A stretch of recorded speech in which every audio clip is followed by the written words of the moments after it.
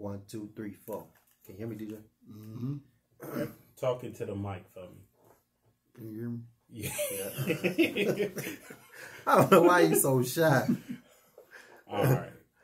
Ready when y'all are. 5, 4, 3. What up, y'all? This S.A.V.E Detroit TV. And I got a special guest on tonight, man. I got my little brother DJ, Dennis Foster, aka DJ. And we're gonna speak on basketball today, man, and what brought him into being a coach.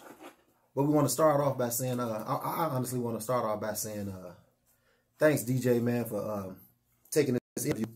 I know you've been a busy man, with the kids, and I know basketball starting back up, so I appreciate it, man. And the thing I do with my podcast is I give people their flowers while they're here.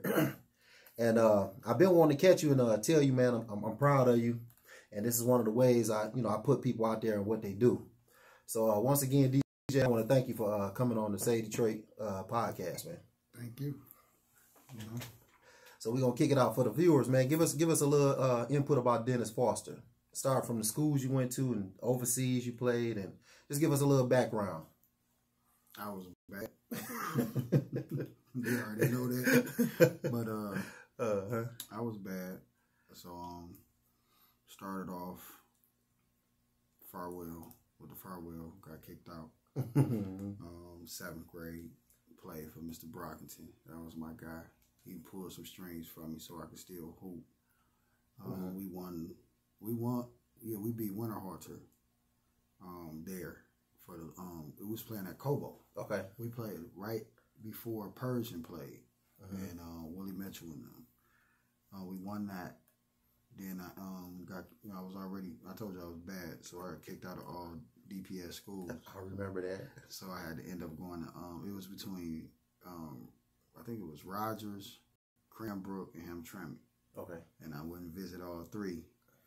And I ended up just going to Hamtramck. Went to Hamtramck. It was a different environment. Loved it. Changed my life. Did real good there. Got a Scully. Messed that up. Had to come back home. Then end up going to Grand Rapids Community College. Did 2 years there. Then went to Northwood right after that. Best up there. I ain't like it. I was stealing gas, all kind of Oh stuff. my God. They had the gas stations where you roll up, you can Pay later. Yeah, I paid them later. I was just doing stupid stuff, man. I ain't know. And came home, chilled for a minute. My grandmother had passed on my birthday, so I just said, forget school. I'm straight, And I was just hooping, doing stupid stuff, getting high, chilling in the hood, whatever. Then I got beat up by Smitty. R.I.P. Big bro. Yeah. Then he made me go back to school, so I ended up going to Marygrove. And Marygrove had just started. I was just hooping, and one of the coaches was like, "I remember you. You was that kid that went to Florida State and got kicked out and da da da da da." And I was like, "Yeah, that's me." He was like, "Man, just come on by and hoop, man. Just try it out." And I was like, "Man, I'm done with school." And then I ended up going, and I liked it. It was just the atmosphere. Tiff and Veronica, Tiffany Jennings and Veronica Killebrew were student support services, and those two women really changed my life and changed the direction of what I wanted to do. I went in and they took me in with open arms, and they just wrapped their arms around me and helped me through college. Okay. And it was just, from that point on, it was good. Did some great things at Marygrove. Went to the Raptors, played a couple summer league games, ended up getting cut because I was a little guy. But they ended up sending me overseas, and went overseas and played over in Ireland. Did about 5-6 years over there. Yeah, I remember that. And I was Iverson over there. I go over there, they hold the signs up when I get off the plane. Come back home, you just, DJ, what up, bro? Right. But it was just amazing. It was an amazing experience. And if I feel like if I didn't go to Hamtramck, I wouldn't have, that prepared me for being overseas or whatnot. So that's just my little hoop life in a nutshell. And then, but for me to start coaching, it was my mom. I was over there, and I had a school over there, you know, and they were paying me to train their kids over there. Oh, okay. And then I sent some pictures home, and you know, back then you couldn't see nobody on the internet. You can call on the computer. Right. And, you know, I'm talking to my mom's like, yeah, you know, I'm over here. I got a school called DJ Little All Stars and da-da-da-da-da. And she was like, what? Right. Yeah, you know, they paying me to do this and do that. And she was like, but you ain't doing nothing here. Right. For your people. And I was like, right. Oh, mom said that. Yeah, my mama said that. You know, that's the gangster for my family. She like, you all over there doing all that for them. We don't know them. You ain't at the crib doing nothing in your community. For the kids around you that was like you. And I was like, yeah, you're right. But, you know, I got a deal to go to France. And I had a heart problem that I didn't know about, and I couldn't pass the physical. So they sent me back to the crib. Well, they didn't send me. I was like, I need to go home, man. I need to talk to my doctors. I don't know about these doctors over here. And that was it.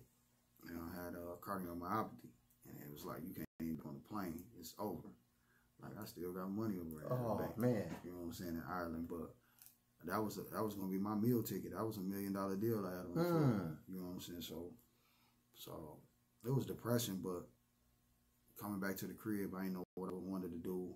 I had some money, and I was like, you know what? I'm just going to get in this stuff. And Juan Rickman, I started doing my thing. I was at the Matrix, and Juan Rickman, he was at Crockett, and he came through, and he was like, DJ, need to holler at you. I'm like, what up? He was like, you want to coach? I'm like, coach what?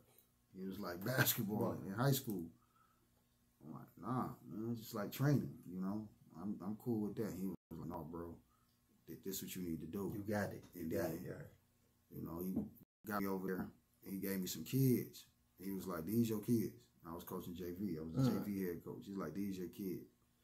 And he was like, I don't know if you're going to win a game, but these your kids, make it happen. And I had a group of like 15 kids.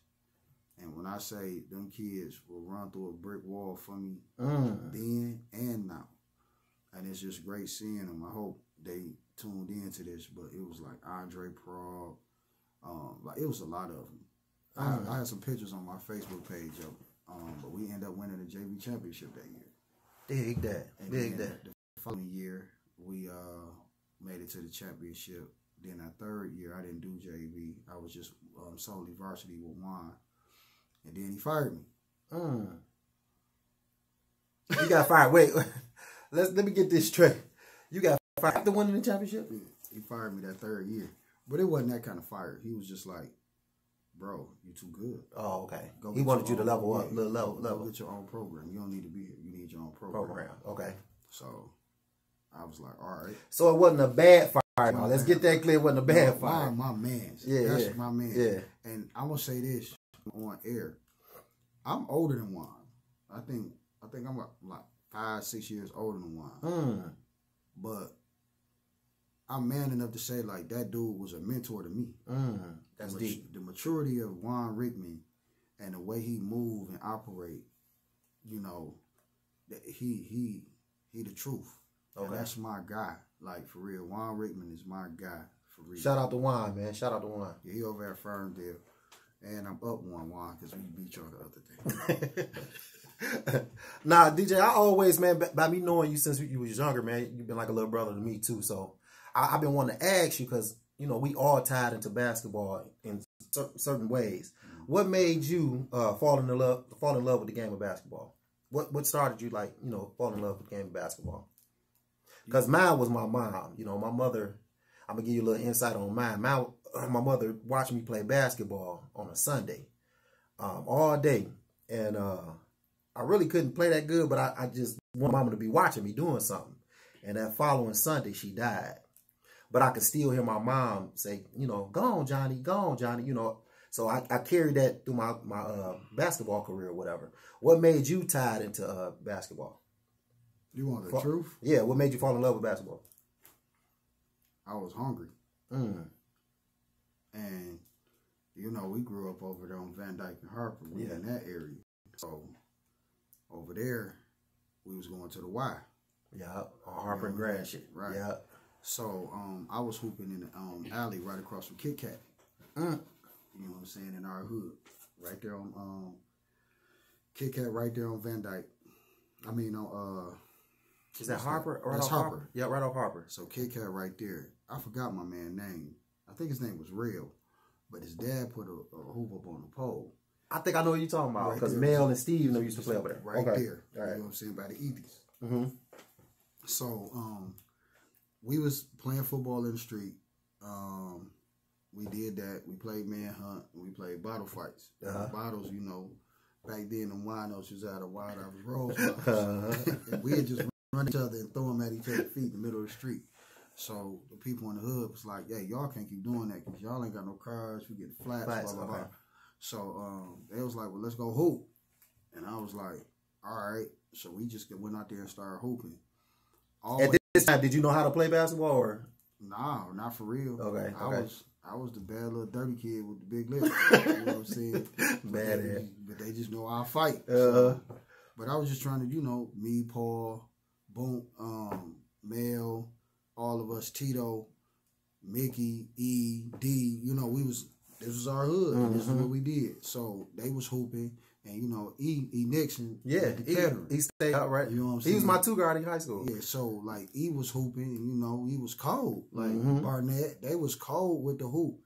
And he like, you can hoop, bro. And he always used to pick me up. And I was like, man, I don't know what I'm doing. He was like, you fast, you know what I'm saying? But it was just the eye of the point or whatever.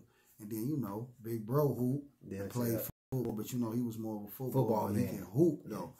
And, you know, he used to take me around or whatever. And then we started over there, and I was getting busy. So this dude pulled up on us. Like, you know, Bimp and them stayed on Seminole. Bill, I forgot all the names. Brian Boltman. Yeah. All them. All them with the cattle. Yeah, so they was going up to the Y. And, like, everybody, like, disappeared. And I don't know where everybody going. They were like, we going to the Y and hoop. We in the league. Yeah. So, I played in that league. I know what you're talking about. So the coach came and got some of the guys, and we was just out. He was just standing out there. We was hooping, and he was like, "Hey man, you want to hoop?" I'm like, "Yeah, I don't care." And he was like, "All right." So we went and hoop. Now this is a story. I think I told like 3 or 4 people this story. So y'all getting in here first. Yeah. So I like everybody don't know this story. So he came and got us. We went to go hoop. We won. I'm telling our age right now. This is when Little Caesars had the long box with the paper that you tore off. We old, yeah. Dog came with one of them. And I was like, yo, what's up with this? He was like, y'all won, so I'm going to get you a pizza. It was home from there. I'm like, what? All right, bet. We was poor. Right. We stayed in that apartment building, 4th floor. Moms wasn't working for real. You know what I'm saying? Brothers, we poor as hell. So we in the hood. So dog, so when is the games? He was like, we play all week. I'm like, word? He was like, yeah. I'm like, well, I'm down. Right. Like, you know, what? I gotta walk. I walk up. You ain't gotta come get me. Right. I'll be there. You right there. So I dribble the ball up there. I stole somebody basketball up there, course, whatever. I used to go to the gym, wait on him to get there. We go out there, we win. Boom, pizza. Loving it. It's so on I'm like, now. all right. Yeah. So they like, you know, and I'm like, dog, why is you playing so hard? I'm like, I'm hungry. But they did, you know what I'm saying? That was back then. That was a saying, like, oh, he hungry. And I'm just, every time I shot it or hit a 3, he hungry. So I just work on my game, go to the game, we win, he buy food. Pieces, okay. So we end up going to the championship and we lost. Like, I was ready to fight. They kicked me out. You know, in that hallway. Yeah, you gotta go down the steps. I'm going down the stairs. He like, DJ, what is wrong with you? I'm like, man, I'm hungry. He was like, we know that's your saying. And then he was like, wait a minute. Is you hungry? He was like, you hungry? I'm like, yeah. He was like, that's why you so mad about losing?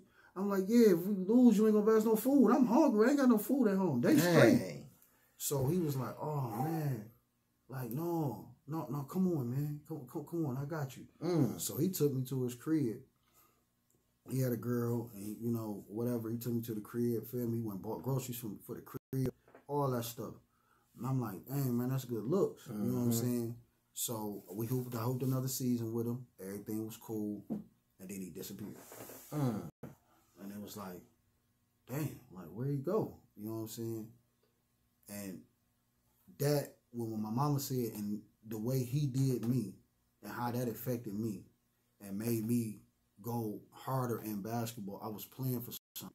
So, and this probably foul to say, but the better you are in that sport, the more people gonna flock to you, but the more people gonna do for you. Yeah, they will. Like, you know what I'm saying? I got so much free. I was a pampered athlete. I got so much free stuff for just going out, scoring 30 on somebody, or making somebody say ooh or ah. But I was still the dirty little dog from the apartment building, the Maxwell. You know what I'm saying? But it ain't funny, but I understand what you're saying. You know, that's how I really got introduced to the game, because my man bought me some pizza. It was on and popping. It gave you that. It gave you something to play for. Yeah, and it was a good and bad in that, because he didn't, like, I still haven't seen this dude to this day. And it's like, I want to thank him. So Coach Tone, if you ever out there, thank you. But what he did, he didn't have to do. But the influence of his spouse was what took it away. You know what I'm saying? And it was just like, dang. But he changed my life. And so when I started coaching, it was just over. Like, that's the kind of coach I want to be, because it's bigger than basketball. That's deep. You know what I'm saying? That's what we're getting into next. From the time you played basketball, DJ, up until now, what changed the way, you know, basketball has changed versus back then? Since you're coaching now, you know, what's the difference? The difference? You know, we had to really get it out the mud. It wasn't no social media. It wasn't Facebook. It wasn't. And we had to go to other hoods to get our name up. You know, we couldn't. You know, you can click on a button now and read about who good on the West Side, or who good at Persian, or who good at. We actually had to go see these guys. You know. So, Operation Get Down. What was the place by your crib over there in Seminole? The Simicoys. We had Mount Calvary, the Simicoys, and we had the Wild on Harper. What was that by your park? Oh, Inner City Sub Center. Yep. You had the Y. Yep. Inner City Sub Center, and then it was something on Mac and B over there by Mac and B. What was that? That was that's I know exactly. It's right on the corner. I can't think of the name of it, but I know what you're talking about. I know what Jimmy talking about. It was like a little church. Yeah. The gym was in there. And our hood, you hoop in them 3 places, and you did good, you was straight. Yeah, you was good. You was straight. But the outside, playing outside, kids don't play outside. Only in New York. And, you know, that's where I was born. But that's my ties. Guys don't like hooping outside. The difference in the game today is everybody is, and I'm going to say this, I'll probably get in trouble. All these guys now they think you owe them something. And it's like, you go into a gym, even the parents, and the parents play a big role in this. Exactly. They do. And this is the word I'm looking for. These kids now are entitled. They feel like they're entitled for stuff. Yeah. And that's something that I don't teach or I allow. Like, people tell you, like, you don't want to go get no kid from the hood because this, that, and this. Or, you know, you're going to have problems. Yeah, you're going to have major problems with kids from the hood. But at the end of the day, if you show them something different, them kids is going to be your kids forever.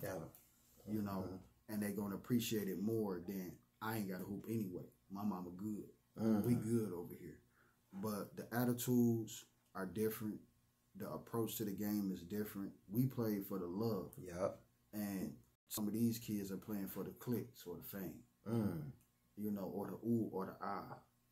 And they just don't understand, like, how can you be a basketball, say you want to go to the league, or you want to, not even a league, you want to go D1, and you don't work on your game at all.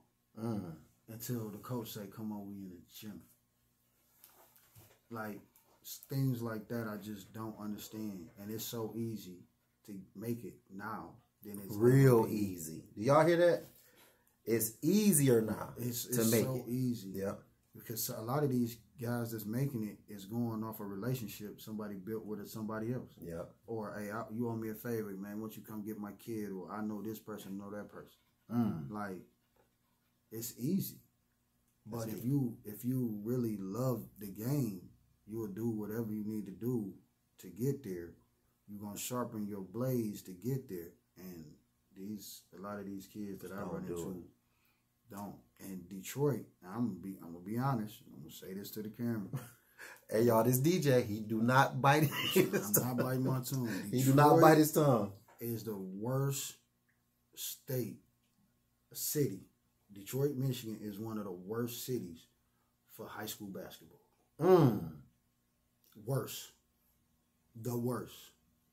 And this coming from a coach, y'all. And it's like, you have dudes that really want to do this and really want to help these kids, really want to make this stuff better.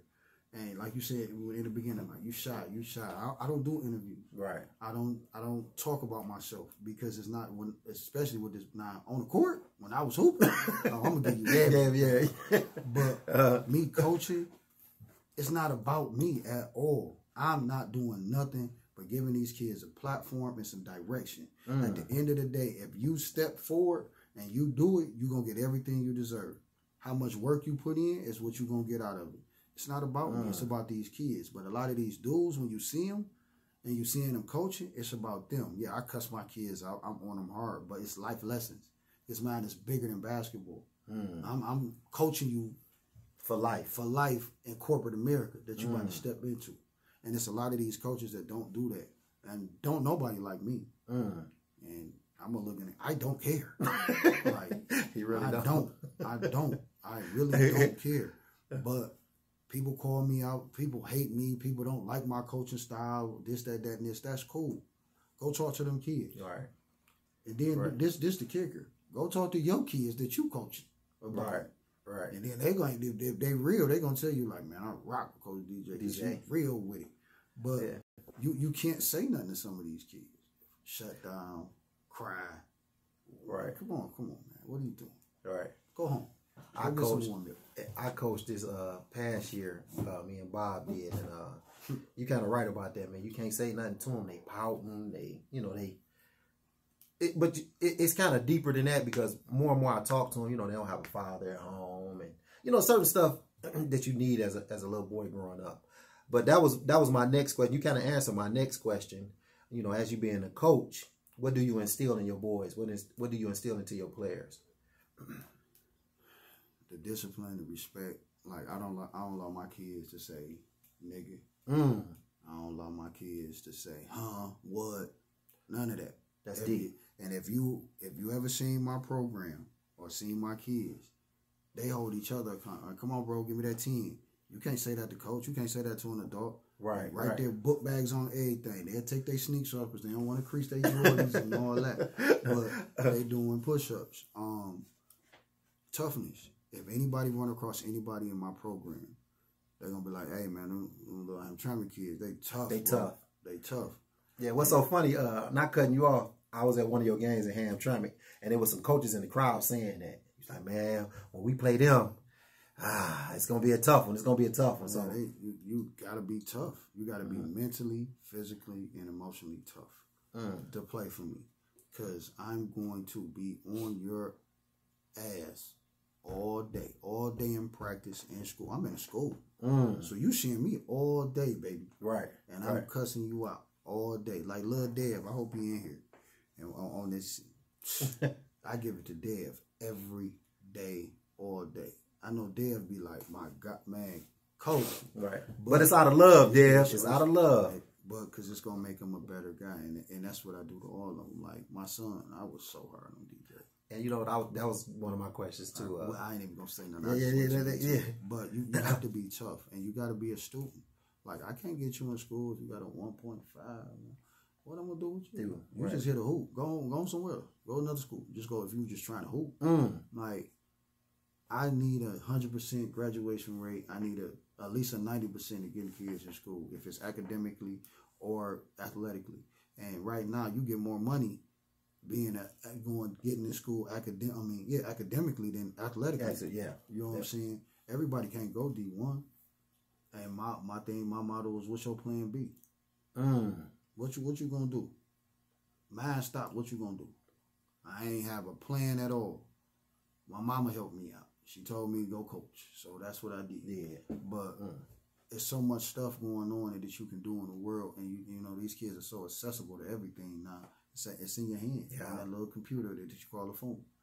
There's so much stuff you can do. So there's no excuse for a kid. Like I can't allow going, what you want to do when you graduate? I don't know. I don't allow that. Oh, okay. They got to tell you something. Ain't no way you can sit in my face and tell me you don't know what you want to do if you sitting on the game for 28 hours out of the day. Right. And it ain't even 28, but you on the game to 4, 5, 6 in the morning and you sleeping all day. Oh, you want to be a gamer. That's it. Yeah. You better figure out how to make a game or something. Right. You want to go into this computer field. Oh, I know my man down at Coach Turner, down at Wayne County, they got an excellent program.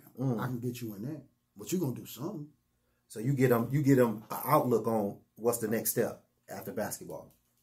All right, I'm going to ask you this, DJ. Now that we have, YouTube, Facebook, Instagram, things of those nature, like the outlets for social media, do you think it hurts the kids or help them? Because a lot of kids now, you kind of look at it, they play for highlights. Both. They do? Okay. Let me see. It helps them for their brand if they building a brand. And you done been in my games. I had the posters on the walls of the kids. Right. But people don't really pay attention to what I'm doing. I had a little, since the pandemic, you had to scan with your phone to get the menu up. So what I did was I got my posters of my kids on the walls. You go up to it and you can do that. All their social sites pop up. Oh, wow. You know what I'm Dang. saying? Okay. My kids got to have a brand. Like, you your own brand, so what is it? Like, Mari and Aaron from last year, the two brothers, the Allen boys. Allen boys, yeah. Fire and Ice. Y'all got logos. That's deep. We're going to build this brand. That's deep. For you. Clothes, etc., etc. Like, with my brand, CTM, I'm working with Michelle. Michelle, she got Ball Out. She sponsors my kids at my college. Okay. For my high school. You know what I'm saying? So Ball Out is a official sponsor of Hamtramck basketball program. If we got any coaches on this line, do y'all hear this? He's building these kids' brand. All right, DJ, I had to just say that. With the internet, now we can pump it. Like, you go to my channel, I don't really put too much on there, but because I ain't. But if you go to he's getting old, y'all. He's getting old. Go to CTM Basketball on YouTube. Got 2 documentaries. Yeah. Episodes, and it's just been these kids' brand. It's about them. It ain't about me, and that's how it always has to be. So the more they on there, the more people gonna see them, and they can build their brand. Now the bad thing about it is, do you want to be known as a internet sensation? Mikey Williams. What he's going through right now is he's just an internet sensation, right? That's it. You know what I'm saying? That's all they looking at him. Then it was a guy, I was watching this little thing, the BBB, the Ball brothers, yeah. And then it was the kid, this little Mexican kid, I forgot his name. I was just watching it, but he was an internet sensation since he was like in the 3rd grade. Got to high school, they played Spire and the Ball brothers, and he was terrible. And like now, LaMelo in the league, dogs just faded away. So that internet can hype you, but it can actually hurt you too. Also hurt you. So you just got to be careful of what you putting out. It's just like a female. You know what I'm saying? If you go in naked, everybody gonna look. Then everybody gonna know what you got. If you cover it up and be kind of sedity, you gonna keep their interest. You know what I'm saying? Just give them a little bit at a time. And that's how I just feel about the internet. But the internet, the devil. I said it's a gift. It's a gift and a curse. Yeah. All right, DJ, we're gonna get into this the coaching thing. This was Julian Newman. So okay. Put in there, yeah. Okay, yeah. With your name, the status you have in the city of Detroit, man, you was like one of the coldest guards I ever seen play. And I know you had opportunities to coach at any high school you wanted to in Detroit. What made you coach at Hamtramck? What made you land at Hamtramck? Don't get me in trouble. I wanted to know because your name kind of thick in the city. So what made you land into? Because I know Persian, I know Finney, I know King, I know a couple schools. You know, don't forget I'm a basketball player too. So I done heard your name go around a couple times. Shout out to G Ward and King. I just want to know. Shout out what to Twig at Persian. It's Persian, right? Twig. You know what I'm saying? Finney ain't here no more. Oh yeah, they changed the name. Yeah, they. But what landed you at Hamtramck? Eli. Big Eli? Mm-hmm. Oh man. Elijah Warren. Shout out to Eli. Shout out to Eli. Yeah, that's my baby. That's my dog. Eli was going to coach. You know, he went to Hamtramck. Mm. You know Did he? Yeah, he graduated from Hamtramck. He came in when I was. He came in '97. He came after you then, Yeah, right? came Okay, right after you. You know Okay. what I'm saying? I was trying to get Eli to just skip to 8th grade. You know, I would have won the state championship with E, boy. Right. As an 8th grader. But Hey, Eli, I want my money back too, man. He be at me over his house shooting jump shots. I ain't been over there yet. I'm not going over there with him. All right. But just the way I'm just gonna say it like this. The things that I seen, the politics in that, and the way they did wine, I was straight. What you mean? with the PSL. PSL, okay. I was straight. I was straight. And then back then, when I got into it, it was the politics is not as strong as it is now, but it was strong back then. It was real strong. And Was it still like it's who you know instead of what you know? Yeah, it's who you know. Okay. Like you can get, I might get blackballed after this interview. No, we ain't claiming that. But we ain't claiming that. But just the way things in the PSL was one of the most dominant leagues I've ever seen. Like, you know what I'm saying, back then with your superstars. You feel what I'm saying? You got Romar Smith, you got all these guys, Keith, you got all these guys, right? Now PSL is like the Catholic League is the best league in the city right now. Yeah. Brother, I believe it. Because PSL go out there, they can never win. Right. Yeah. So it's like, and it's no knock to the founding fathers of it, but it's only a few guys that can still stand tall in this. You know what I'm saying? G Ward, he's still standing tall in this, and he been at this for decades. You feel what I'm saying? One of the best coaches I ever seen in the PSL was Kelso. Yeah, Kelso. You know what I'm saying? Over at Cooley. And then when he went to Central and what he did with Uzi and then with that flex offense, I was amazed. Like, how you get these kids at Central and to do this and to buy into you? You know what I'm saying? Owens over at the Poors. Like, these were some of the greatest minds I've ever seen. And you can tell because of the championships and the players. The players. Right? With this AAU bullshit, it's over. Because when we was in high school, the college coaches came to the high schools. Yeah. Now, the high school coach is nothing. You irrelevant. Where these AAU coaches pick the high school for your kid and the college. So it's a big change. Man, it's a business. And if you ain't part of that business and you ain't on some team with an AAU team, you book. Like, what are you doing this for?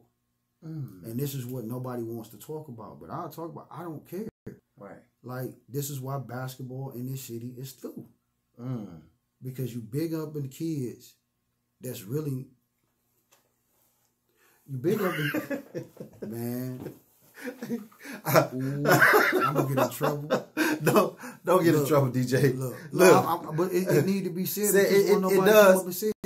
Like you will go in the gym, bro, and oh, he ranked number 1, he ranked number 2, he ranked number 3, he ranked number 4. And then you get a kid that ain't even ranked, go in with some dog in him and just doing bad. And then it's all kind of excuses for the kid. He ain't feel like it. Oh, he wasn't feeling today. Oh, he had a workout. This, that, and this. And it's like, hold on, man. If you the number 1 kid in our state, ain't no days off. No. Playboy? Yeah, because they coming at you. But then you got certain people that's chummy with certain people where this kid is dog walking this kid, been dog walking him for years, and he's still ranked over. And it's like, how? I got a kid that's damn near average a triple-double. He can't get past number 15 in the state to save his life. And he doing what he got to do. As a freshman coming in to now his senior year, he can't get past 15. Ranking wise. And then you look at it like, who ranking these kids? Right. You who? What do you really know? Oh, you ain't got the hoop. Okay, cool. You got the hoop. But are you really out here? Right. Like, what are you watching? Who paying you? And you got dudes now paying dudes for their kids' rankings. To boost their rankings. What? Are you serious? Just like last year, you came to the game. How many people said we was going to win that game against UAD? Be honest. Not many. Hey, you're engineer here. I'm telling you, man. I'm telling you on some real 100. I think the only people thought we was going to win that game was, John did. And I say John and the people at our school. Yeah. That's it. You walk, because they had a guy on their team, they kept blowing up like he was unstoppable. And I love Sonny. Yeah. Sonny from Pontiac. But Sonny go to UOD. I love that kid. That kid got some heart. He do. But them pit bulls that I run to the gym. Hey, I'm going to say this, but DJ, whatever you got in number 5, Aaron Allen. That kid there, man, I think, not knocking the rest of your kids, but he's almost the sole reason I do come see y'all play. This little guy here, and he like the smallest thing on your team. No, not. I mean, not the little light skin. He kind of favorite Brock a little bit. Yeah. He cold. I like him. And he got that dog in him, too. No, man, he's different. You have him check from the smallest. He checked 1 through 5. 1 through 5. Yep. He came to me. I'll show you a picture in a minute. He came to me and said, Coach, you got me on the bench, man. What do I do to play? I'm like, look, man, you want to play some D. You ain't no D, man. You ain't going to play for me, bro. You going to sit on the bench. You can transfer. So he's like, all right. And I'm like, you got to get bigger, too. He was like, all right. He bulked up. But look, all jail workout, though. All push-ups. He ain't go to the gym, all push-ups. I want you to do these. I want you to do diamonds. Coach, my assistant coach, Tevin, gave some diamond push-ups. Do these, do that. He got to it. Man, came back the next year. I'm like, bro, you on steroids. I can tell. What you doing? He ain't scared of nothing. And then, we taught him how to move his feet, use his strength. It was over. Yeah. It was over. Like, Aaron, a dog. Yeah, he called. Before we go to the next question, I lost that game against S.A.V.E. I did that. So you blame the coaching? I blame, not the coaching. I blame you. Yep. Yeah. I lost that game because the first game, that St. Mary's game, that UOD game, I didn't start DJ for matchups. Right? And that's my son. That second game, when I went to sleep that night, I was like, yeah, I'm going to start DJ. You going to start him, right? I'm starting because, they got Kareem. My DJ small, quick, get pest. Fast, yeah, he get on your nerves. And I'm like, yeah, he going to get in Kareem. Got to the gym, people talking.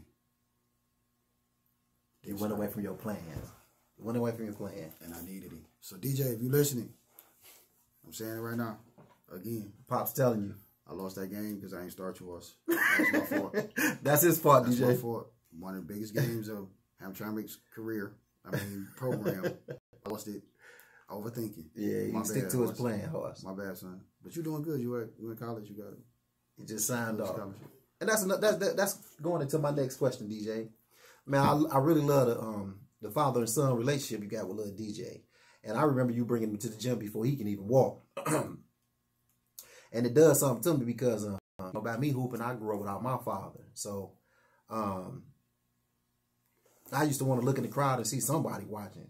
So how do you separate the two, from father to coach to father, when you got other kids around and stuff? I know it's kind of hard.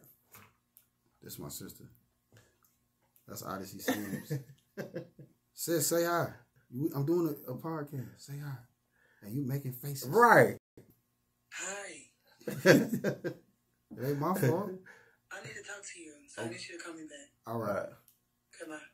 Yeah, the father and son, how do you separate that from coaching? You know, I know it's kind of hard coaching your son. Honestly, it's him. Like, we bumped heads a lot, but it's him because DJ a cool kid, and he get it. He got it at an early age. So he just like, you know, he have his good. We have our good days, our bad days with it. You know what I'm saying? But at the end of the day, he know what he wanted, and he knew he figured out like, man, Dad just doing this because you want me to be great. Right. You know what I'm saying? He ain't picking on me no more. He, you know what I'm saying? It's me. And he said, he was like, my freshman, sophomore, and junior. No, he said my sophomore, junior year, that was me, Dad. That was me. Okay. My bad. So, you know what I'm saying? It's just he gets it and he understands it. And it's like he really understands it now being in college. Because he like, you was right. Everything you was telling me when I was little, you was right. It came into fruition. You know what I'm saying? It came to fruition. So that's my dog. My man. You know what I'm saying? My dog. Shout out to little DJ. What's up, man? Just turned 18 too. Did he? Not a DJ that signed off to college. A new beginning, new coach. How did that make you feel? Loss. like fool. Like for real. Like people don't understand though. I've been with that little boy. I already know. All through every step of basketball in his life. I've been there. I coached him in elementary school. Yeah. I coached him in middle school. I coached him in high school. And now it's like, where you at? You leaving me, bro. Like, what are you doing? Right. But that's all of them though. Like, it's different for me as a coach because all the kids are, even Quail. Right. We can even say Quail, Rah-Rah, Day-Day. Yeah, I just seen Rah-Rah, Day-Day, them too. These was my kids for real. Like, it wasn't no just a coach. Like, them my kids. I felt them was like my kids. Like Tevin, coach, my assistant coach. I coached him in high school. He watched DJ. He was him and DP was at my house every day, like living with me damn near. They wake up want to come to my house and we chill. It just, now that I got a little older, it graduated from coming over to now kids live with me. They just come on and do what they want to do. It's your house too. Yeah. Your own basement is yours. Right. But I was lost, man. Like, what am I doing? Like, watching me grow up, blown out the nest. That was 15 years. Yeah. 15, 16 years with them boys. Yeah. You know what I'm saying? And if people go out and look at the documentary, you'll see what I'm talking about. Like, babies. Yeah. I remember. Babies. Basketball City babies. Yeah. And all of them was in the car. Like, let's go. Let's go. And I ain't gonna lie, y'all. This to tell the truth, them kids will run through a brick wall for this guy here, man. I'll run through a brick wall because I love what he do. So DJ, this you know, listening to the history of you and basketball and stuff. If you can go back in time, say you go back in time right now, what would you tell the 18-year-old DJ? What advice would you give him? Shut up. Like, for real. Shut up. Shut up and listen. I listened to certain things, but I didn't receive it well from the people that it was coming from. Like, don't tell me nothing, you good. I was one of them kids, like, you got a whip, I'm walking. You don't talk to me about a struggle. You don't know what a struggle is. So if you wasn't struggling like me or in my position, or come where I come from, I wasn't really listening to you. So, like, I had a white coach in high school. And I'm like, he stayed in Grosse Pointe. He took me to his house one time. I wanted to rob him. I'm like, man, you live out. This the old DJ. The old DJ. This was the old DJ, y'all. I'm like, bro, I'm about to hit you. Like, you stay off the water. I didn't even know this water was on Jefferson. Like, are you serious? Like, but I was mad at him. Like, you coming to him, Chairman, you coaching this little black kids, and you stay out here, man. Watch out, I ain't listening to you. Right. But I just didn't get it. You know what I'm saying? I was that hood mentality. Hood. You know what I'm saying? But not knowing, that's all. You know. Yeah, not knowing. Yeah. But in life, you got a chance and a choice. Everybody's given a chance. But what choice you make after that is on you. It's on you. And that's what I tell my kids. Like, I don't give a fuck about none of the shit you've been through in your life. Like, everybody got a story. Yeah. So what you gonna do? You got your chance. However your life was, you got a chance because you here. Your chance was life. Now you got a choice. So you either can sit here and, oh, I ain't had no daddy and my mama was gone and or you gonna make something for you. Because when you turn 30, don't nobody, when you turn 21, don't nobody want to hear those stories. Yeah. It's on you, bro. You grown. Shut up. So I don't give my kids the opportunity, man. Like, you whack, shut up, don't talk to me. You know what you got to do. You're going to sit here and cry. You're going to make it happen. Just flat out. That's deep. That's deep. And I want, like I said, I want to give your roses here because every time I call DJ, y'all, he don't tell me no, and I haven't heard a no from him since, even through S.A.V.E. Detroit. Like I said, last season I was coaching, and I wanted the kids to see a real coach. You know, because I still got to polish myself up.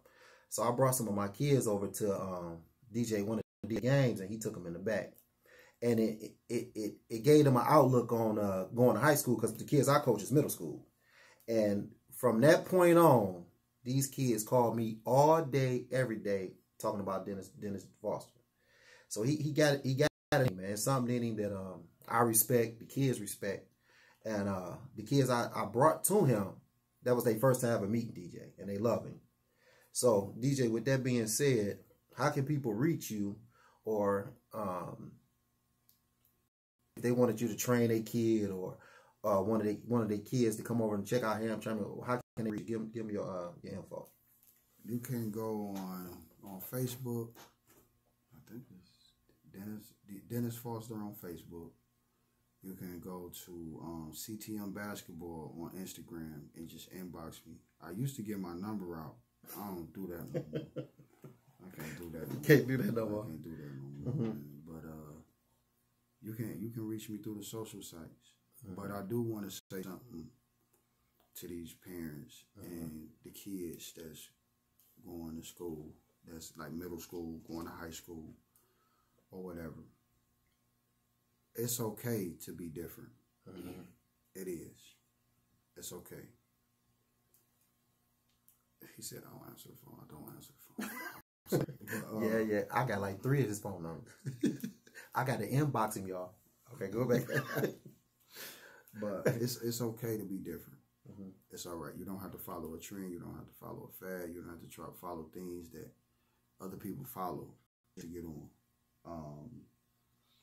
Parents, when you picking these schools, it's real important to understand the system. And I'm just speaking basketball. Be truthful with yourself and your kids' ability. Because a lot of parents think that their kids are better than what they are. And then when you run into a coach like myself or other coaches that's real with it, and they tell you and your kid they're not good, the first thing they do is say you're a terrible coach, your program is terrible, and they transfer. Everybody is not for everybody. And I found that out 2 years ago because some kids transferred on me. Like they came in and then they left. And that hurt me. I took it personal. Like, I'm a bad coach. Right, like, right. Like, dog, that ain't never happened to me. Every kid that come to me, they love me. Like, they love my program. But some of the styles that I have is not for everybody. It's not. But make sure that program, that school, is a place where your kid can grow. Make sure that coach has it's not just a basketball move, because this person is gonna be in this coaching staff is gonna be in your kid's life for the next 4 years, and they're gonna be with your kid for the next 4 years. You know what I'm saying?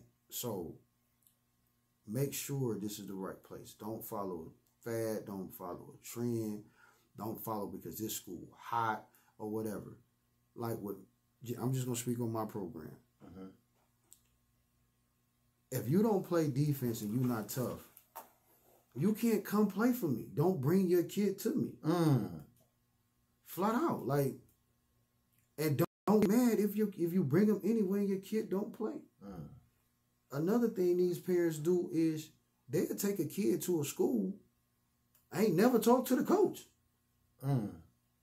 Like, and then you got coaches that's begging for them. But even with these coaches that's begging for them, I done seen so much in this basketball, man. It's just like you just want to spill the beans. Like, I want to so bad, but it's just like you got some good coaches out here. Just look at programs. Why would I send my kid to a program when they got all these good kids? They never won nothing. Right? Why would I send my kid there? The glitz and glamour is good, but you ain't winning nothing. Like, you can win your league. That's cool, but you ain't winning nothing. Are you advancing? Right. How many kids? I got kids in school during the pandemic. 4. Do you know people in our city, Detroit, Michigan, said, man, that ain't shit. They only went to Wayne County, man. He ain't sending his kids nowhere. Man, that's cool. That's how I go, DJ. It's sad. It's sad. Like, I'm like, bro, do you know that Hamtramck ain't had a winning season in 20 years? Yeah. Do you know what these kids, not me, these kids did for that school and that program? Now it's on the radar. Are you shitting me? Yeah. Like, It's definitely on the radar. When you thought of Hamtramck, you thought about Punchkis or something. It wasn't no sports. It wasn't no sports. For real. Right. After Eli and A-Rock and them left, it wasn't no sports. Right. They won 2 games in 20 years. Are you shitting me? Right. And then you get a couple kids in school like right now at Wayne County, and this was by their choice. At some point, Turner have to do it, and I'm calling you out on this, Turner. He got 5 Hamtramck kids on his team. Wow. That's deep. And they had places to go. Like, DJ didn't have to go to Wayne County. Herschel didn't have to go to Wayne County. Aaron didn't have to go. He had a D1 JUCO. But that effect with them brothers, we family. Noah is there. JT is there. These my brother. We about to do the same thing we did Hamtramck, bro. What up? Let's roll. Let's do it. And then you got 3 or 4 more coming. Wow. They there? What up? It ain't D2. Like, and I don't teach my kids, you got to go D1. No, you got to go where somebody wants you. Right. Go to school where they going to pay for it. You're going to be straight. Basketball, go where somebody wants you. It don't matter the division, because if you're a player now in this, you D3 and you can go, they going to come get you. They going to come get you, yeah. That's deep. Puna want me to say it so bad. I can't, Puna. No. I can't. That's Ray? Yeah. No, Ray. Ray, we ain't gonna turn him loose, Ray. I can't. But it's so much foul stuff going on in Michigan basketball. Like, it's crazy. And give these kids their credit. Yeah. And then you got some parents that's out here that's working for their kids. Like, Deception Nikita, Rob Mama. That's my baby. She get on my nerves. Yeah, I just seen Keita at the East Side West Side game. Yeah. But I'm sorry. Bay Bush. That's my baby. She get on my nerves, but that's my baby. But some of these parents need to look at the blueprint they did for their kids You know what I'm saying? And that's something I told Rob when he signed his, when he committed to UMass. Be you and always be you. They said, oh, he got on pearls, this, that, and this. Yeah, we used to that. I ain't used to that. But at the end of the day, that's him. Yeah. And I love the kid. Yeah. You know what I'm saying? Let him be himself. Like I seen Buddy today. Gave me a hug. What up, coach? I ain't never been your coach. Like, but it's just the love there. And the respect. You know what I'm saying? And then just like bygones be bygones. Like, I was mad at Ward for no reason.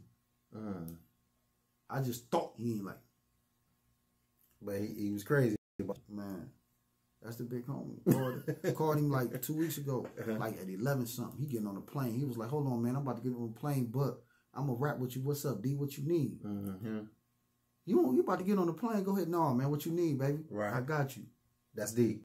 And it's like, the perception, like, damn, he don't mess with me, he don't rock with me, but it's not even that. It's your own insecurities. Yeah, they want the best for you. The majority of them be wanting the best for you. Pona got to get off my live. Hey, Ray going crazy. Pona, get off my live, bro. Because you gonna make me say some stuff. Well, that was it, man. That was the last question I had, and you gave your info if people want to get in contact with you. Yeah, man, once again, DJ, man, I appreciate it. I appreciate you taking your time out for me today. Hold on, and, I got some questions for you. Go ahead. So, how many people come to you and want a discount on your merch? It's a high volume. Maybe like I want to say it's 50-50. Right. Yeah, and believe it or not, it's people I've been known to be wanting a discount. It's my family and people I've been knowing for a while. So okay, let me tell black people something. How is this man gonna be successful? And I fit that category too, because I ain't gonna lie, he gave me 2 free sweats. You feel what I'm saying? You family though, man. You know what I'm saying? This big bro, but at the end of the day, if this man has a brand and the message behind the brand is so deep, and if we love this man so much, why don't we support him enough? It's hard. It's a struggle. Detroit hard. It's hard, DJ. And majority of my proceeds goes back to my neighborhood, my kids in my neighborhood, man. I do a big bag school supply bike giveaway every year, so selling my stuff helped me finance that. Then I mentoring and stuff like that, so it is kind of hard, but I love doing what I'm doing, and I get a kick out of it. I just, you know what I'm saying, and I be watching scrolling on Instagram or whatever, and it's one little video that always pop up, made me think of you when it be like, oh dang, how you get this like this and this like that? Because they you don't support my shit. Yeah, and it's like, I'm like, dang man, like I send people. If I can't go, I'm sending people to your pop-up shop. Like I put that group text out to all my people. Like, yo, go holler at my bro. I can't make it, but go holler at my bro. This is like every time you have a pop-up shop, I have a game with the kid. Like every time. I be like, no, I totally understand that. You know what I'm saying? But giving flowers, man, like the things that you've been through, you got a story that you don't tell enough. Your message is deep. I seen it went from the red S.A.V.E Detroit to this now. Yeah. You know what I'm saying? You got other people in other states rocking it. You know what I'm saying? I think I seen S.A.V.E Phoenix. Yeah. You know what I'm saying? Other states. Los Angeles, Chicago. Especially Chicago. They off the chain, yeah. But I want to give you your flowers too, bro. Thanks, I appreciate it, DJ. But you ain't asking me about that real hoop, where I got it from, and who I used to watch. And who told me up, and I was like, I gotta be like this dude with Air Force Ones. Hey, I never really thought I was that good though, man. I just because the fellas hooped, you know. It was kind of natural because I told you I was tied into it with my mom, so I didn't look at myself. I run into guys now, I be like, man, John, you used to, and I never looked at myself like that. I'm a little dude coming up, following Big Bro, whatever, and you know, going to the inner city sub center, and all this. They said, yo, you gotta run in the hoop. That's what they call it. I'm like, who was that? He was like, man, he older. But dog, cold. I'm like, man, nah, bro, I'm straight. Like, nah, ain't no. I was like, no, I ain't say bro. I was like, nah, son, I'm the coldest. He was like, but he older, but you gotta see this dude. He be hooping in uptowns. And I'm like, man, he's hooping in uptowns. Air Force One. Yeah.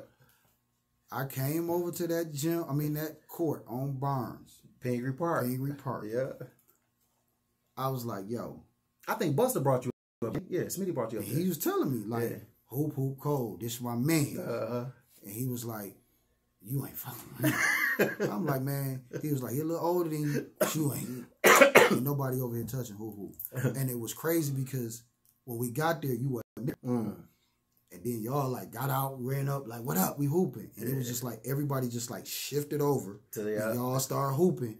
And I was sitting there in like amazement, like, I'm like, bro, who is this, bro? When he going to the league? That's the hood. That was the hood. The passes.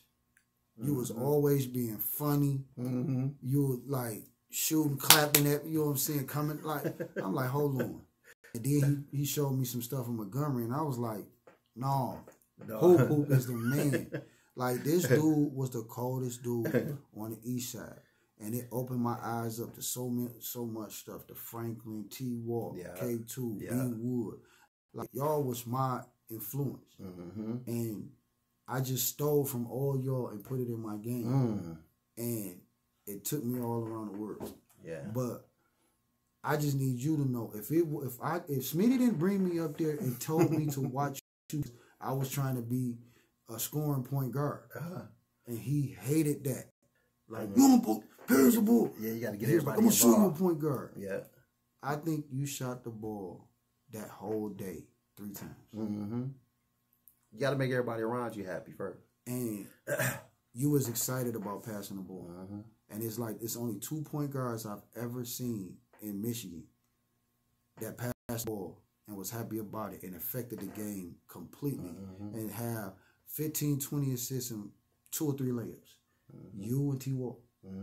Y'all two were the best point guards I've ever seen in my life. I appreciate it, man. You know what I'm saying? So if you say I was good, you saying you was good because I stole from you and I stole that scoring from Wood. That's another story. Yeah. This boy had the whole package, man. I love watching D-Day play. And I was small. I remember. I'm going to tell the story now. When we took him over to St. Cecilia, Doc sitting at the door. I ain't gonna bring that one. Go ahead and tell him. He playing against Howard Isley. DJ gotta have about 35, 40. Easy. This fool done kicked the ball. That's all right. I ain't gonna, because he got his kids watching. Doc say, hey, John, don't bring this boy back in the gym. R.I.P. to Doc, man. Doc say, don't bring this boy back in my gym again.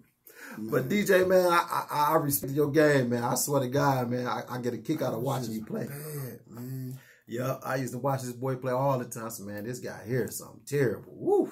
But when you calm down and just start taking it serious, man, it was sky's the limit. And I was just, like, a lot of my kids, they see old film of me getting busy, and I try to do it now, but they just didn't understand the work that a dude put in. Like, you would never see me without a basketball. You would never see me not watching a game, studying. And you said the internet earlier. You watch basketball? Yeah, I watch highlights. What? I tell my kids, watch WNBA. Yeah. If you want to see some fundamentals, basketball, the girls got it. And my sister just called. She'll tear apart a lot of these dudes. She can go. And y'all, I want to tell some of our basketball city stories. Give them one, bro.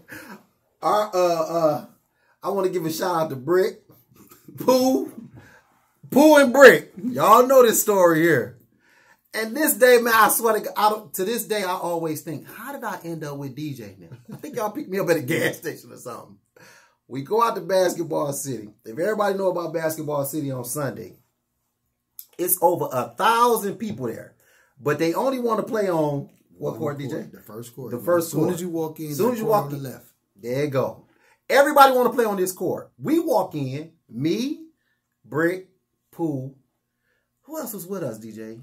It was us. It was me, you, Al, Brick, and man, his little brother. That's it. Little brother. We come in. DJ takes the next. It's 1,000 necks when we walk in the gym. They take the next. So everybody looking at me because I'm the mild one out the group. But I'm winning. So, hey, Brick, if you watch it, Brick on my friend. Hey, one big guy step up and say, man, y'all ain't taking my necks. He swell up. Brick swell up. But we call Brick because he got hands like Frankenstein. We're going to say Frankenstein. Mechanic hands. So he see Brick. Man, listen, man. Shout out to Brick. But DJ, man, I like I said, man, I love you, man. I appreciate this interview, and keep doing what you're doing, man. Keep doing what you're doing, because you actually, my brand is S.A.V.E Detroit, but you actually changing lives, man. I see these little guys growing within you, yeah. And the name of our brand is changing mentality. Yeah, that's deep. deep. And I got that name because if it wasn't for me changing my mentality, I wouldn't be here doing what I'm doing right now. Just a different outlook and changing my mentality. And it's like, I'm going to say this to the camera and to everybody out here. I know I've done things to people to make them look at me like, whatever. But I'm genuinely a good dude. He is. His heart, you know pure. What I'm saying? You know what I'm saying? I am. I'm genuinely a good dude. And I love everybody. I give the shirt off my back. I would. You know what I'm saying? But I just want my kids to be successful. Any kid I'm around to be successful. And I just want to give them a chance. And I want to help them with that chance so they can make that. Okay, they can have that opportunity. That's deep. For that's just really what I'm all about. And I see it in you, DJ. Like I said, man, you take them kids all over the world, man. They be in Florida, Vegas, places I'm 46 and ain't never been. So you know, and I take them there for a reason. But they be dragging everybody. Right, but I take them there to show them. And this is something about going back to basketball. On the West Coast, it's a different style of basketball. You know what I'm saying? Everybody here get recruited in Michigan, get recruited by the same schools, all Midwest. I mean, you know, yeah, Midwest, all Midwest. What's that? Michigan State, Michigan, all shit like that. Central, right. Central, yeah.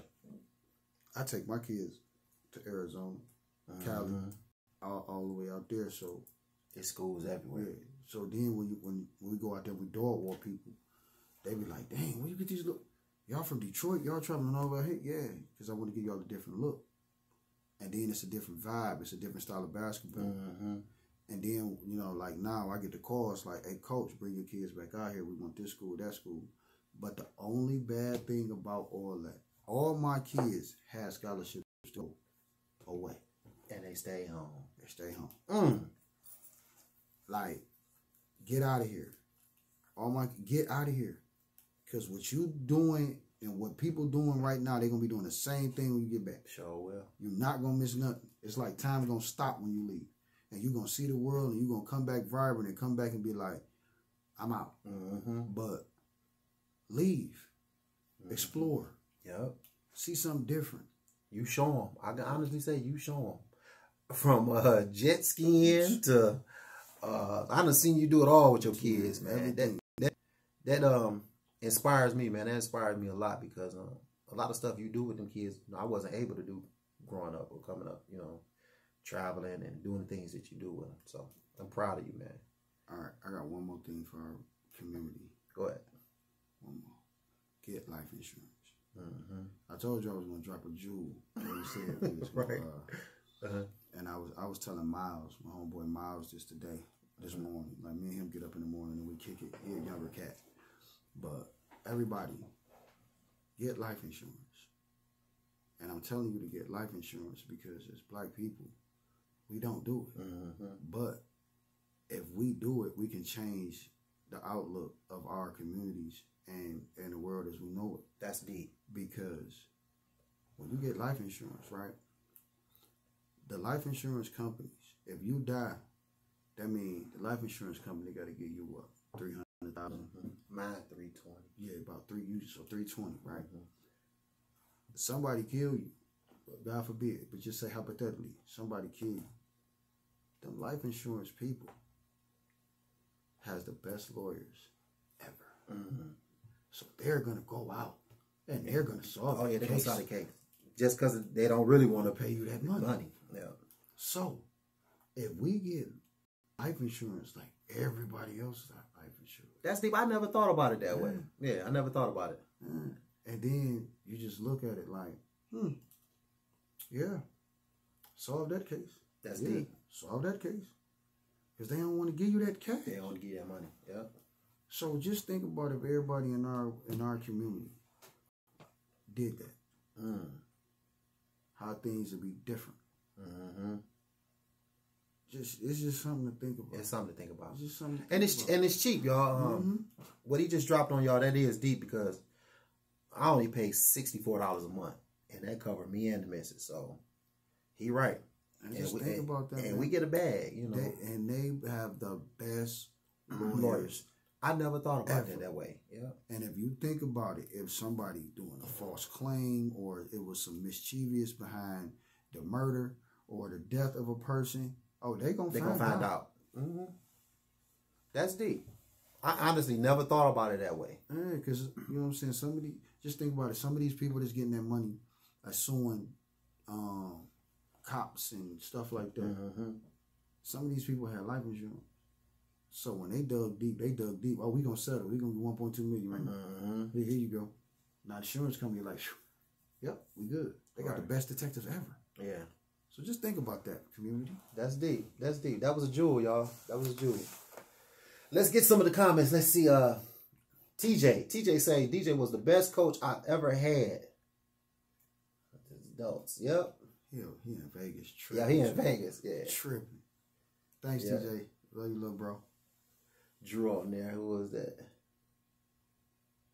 Wu say he talking that talk, John. Yep. He said, DJ, I need to talk to her. I guess the girl you brought up. Shell. Yeah. Ball out. Look, here you go, ball out. Show my girl Shell. Ball out. She got a nice brand. She, you know what I'm saying, she hoop. I'm trying to get her to coach. She won't do it. She's selfish with her basketball knowledge. But Shell, you know, I'm proud of Shell. She do her thing. She's a great person. Great young lady. Beautiful personality. Great young lady. You know what I'm saying? So just, you know, holler at Shell on the ball out. She cold with it. Shout out to Shell. All right, y'all, we're gonna crash this one, y'all. We kind of went over the time. I know my engineer, he ready to go. My bad. Like I said, thanks again, DJ, man. I appreciate it. And anytime you want to kick it, man, I'm only a phone call away. Yeah, I already know that. My dog. Sister mad at me. Your sister manage? Yeah. You ain't. Baby. Let me see.